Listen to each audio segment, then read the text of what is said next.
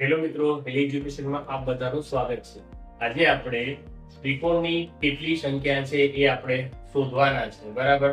તો તમારે જો તમે સ્પર્ધાત્મક પરીક્ષાની તૈયારી કરતા હોય, જ્ઞાન સાધના છે કે એનએમએમએસની તૈયારી કરતા હોય તો બાળ મિત્રો ચેનલને સબસ્ક્રાઇબ કરી દેજો, કેમ કે ચેનલ પર તમને આવા જ વિડીયો હવે જોવા મળશે.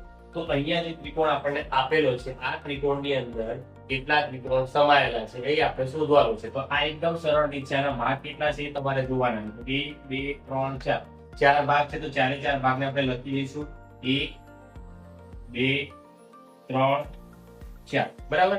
આટલું કર્યા પછી આ ચારે ચાર ભાગનો સરવાળો કરીશું. તો ભાઈ 1 + 2 2 + 3 અને પછી 4.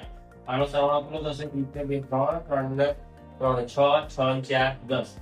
તો અહીંયા જે 10 બને છે એ ત્રિકોણની સંખ્યા છે. ત્રિકોણની સંખ્યા કેટલી? ત્રિકોણોની સંખ્યા કેટલી થાય છે? તો ભાઈ 10 બને છે.